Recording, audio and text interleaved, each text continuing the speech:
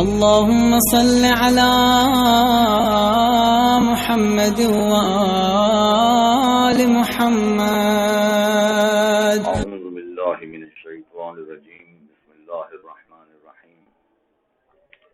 جو افراد اسلامی عبادات انجام دیتے ہیں، خصوصاً نماز اور طہارت کی عبادت، اس میں کچھ افراد بڑی پریشانی میں مبتلا ہو جاتے ہیں اور طرح طرح کے انہیں شک اور وسواس لاحق ہوتے ہیں، جس کی وجہ سے ان کے لیے وضو کرنا، غسل کرنا بہت پریشانی کا سبب بن جاتا ہے، اور نماز میں بھی اسی طرح سے ان کو بہت زیادہ شک ہوتے ہیں. رکعت کے بارے میں شک کہ یہ تیسری رکعت ہے، یہ چوتھی رکعت ہے، یہ دوسری رکعت ہے، یہ تیسری رکعت ہے. اسی طرح سے سجدے کے بارے میں شک، یا سوروں کی تلاوت کے بارے میں شک، اور وضو کے بارے میں بھی اسی طرح سے شک کہ نہ جانے چہرہ صحیح طرح سے دھلا یا نہیں دھلا، میں نے مسح صحیح طرح سے کیا یا نہیں کیا. غسل کے بارے میں شک، اتنی دیر تک غسل کرتے ہیں کہ ٹنکیاں خالی ہو جاتی ہیں مگر ان کا غسل پورا نہیں ہوتا ہے. یہ جتنے بھی افراد ہیں، چاہے طہارت کے حوالے سے ہو ان کا مسئلہ، یا شک اور وسواس کا مسئلہ ان کا نماز کے حوالے سے ہو، اسلام نے ایک بہت سیدھا سادہ سا اصول بتایا ہے کہ جو شخص بھی کثیر الشک ہو جائے یا وسواسی ہو جائے تو اسے اپنے شک کی پرواہ نہیں کرنی ہے.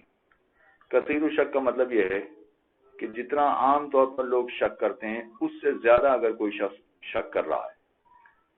وسواس کی کیفیت شک سے بھی زیادہ ہوتی ہے، یعنی بار بار اس کو شک آ رہا ہے، پے در پہ اس کو شک آ رہے ہیں. تو اگر جتنا عام لوگ شک کرتے ہیں، اگر فرض کیجئے کہ ایک عام آدمی نماز پڑھ رہا ہے تو نماز کے دوران میں کب جا کے اس کو شک ہوتا ہے کہ میری دوسری رکعت ہے یا تیسری رکعت ہے. کئی نمازیں پڑھ چکا ہوتا ہے، اس کے بعد کہیں جا کے ایک آدھ نماز میں اس کو شک آتا ہے.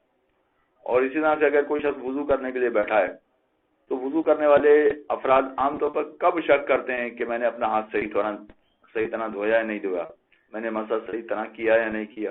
شاذ و نادر کبھی ان کو شک ہوتا. لہذا جتنا عام طور پر لوگ شک کرتے ہیں اس سے زیادہ اگر بار بار شک کرنے والا ہو تو اسے کثیر الشک کہا جاتا ہے. اور اس کی ذمہ داری یہ ہے کہ اپنے کسی شک کی پرواہ نہ کرے. اگر وہ چہرہ دھونے کے بارے میں شک کر رہا ہے تو جیسے عام لوگ چہرہ دھوتے ہیں ویسا وضو میں چہرہ دھو لے بس. پھر شک میں نہ پڑے کہ میرا چہرہ صحیح طرح دھلا یا نہیں دھلا، یعنی اگر نہیں بھی دھلا تب بھی کوئی حرج نہیں، اس کا وضو صحیح ہو جائے گا. یہی معاملہ مسح کا ہے کہ میں نے سر کا مسح یا پیر کا مسح صحیح طرح سے کیا یا نہیں کیا. جیسے عام لوگ مسح کر رہے ہیں ایسے سر کا مسح یا پیر کا مسح کر لیں. پھر شک میں نہ پڑے کہ میں نے مسح صحیح کیا یا نہیں کیا.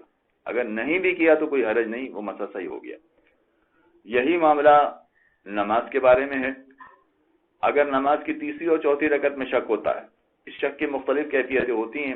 کسی کو فقط تیسری اور چوتھی میں شک ہوتا ہے، کسی کو فقط پہلی اور دوسری میں شک ہوتا ہے، اور کسی کو ساری رکعتوں میں شک ہوتا ہے. کسی کو فقط 2 سجدے یا 1 سجدے میں شک ہوتا ہے کہ میں نے 1 سجدہ کیا یا 2 سجدہ کیے. یہ جتنے بھی اقسام کے شک ہیں ان میں سے کسی کی بھی پرواہ نہ کرے اور وہ یہ سمجھے کہ میری نماز صحیح ہو گئی. میری نماز صحیح ہو گئی کا مطلب یہ ہوا کہ اگر تیسری اور چوتھی رکعت میں شک ہو رہا ہے، بار بار اسی میں شک ہو رہا ہے، باقی کسی مقام پہ شک نہیں ہو رہا، تو وہ اسے چوتھی رکعت سمجھے اور اپنی نماز صحیح سمجھ کر لے.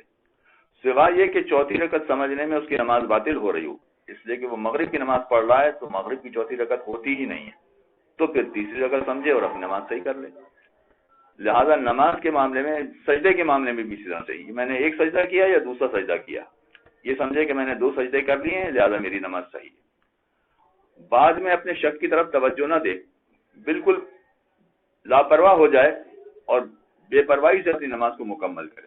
بے پرواہی سے اپنی نماز کو مکمل کرے کا مطلب ہے کہ جہاں شک ہو رہا ہے وہاں پر اس شک کی پرواہ نہ کرے.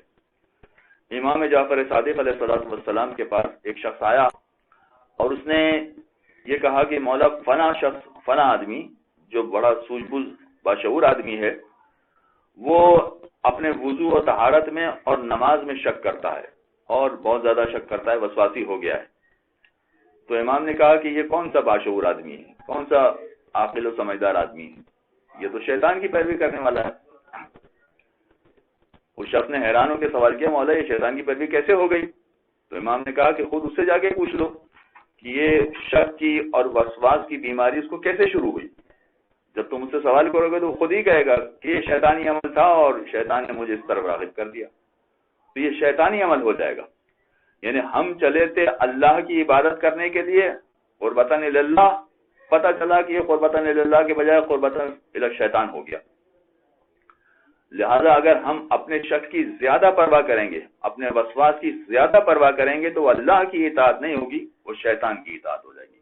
اور پروردگار ہمیں ایسے کاموں سے، ایسے شک سے، ایسے وسواس سے محفوظ رکھے. یہ انتہائی بدترین بیماری ہے، جس کو لاحق ہو جائے اس کا پیچھا نہیں چھوڑتی. پروردگار سے دعا ہے کہ ایسی تمام اقسام کی بیماریوں سے ہمیں بچائے. وصلی اللہ علی محمد وعلی الطاہرین. اللهم صل على محمد وآل محمد.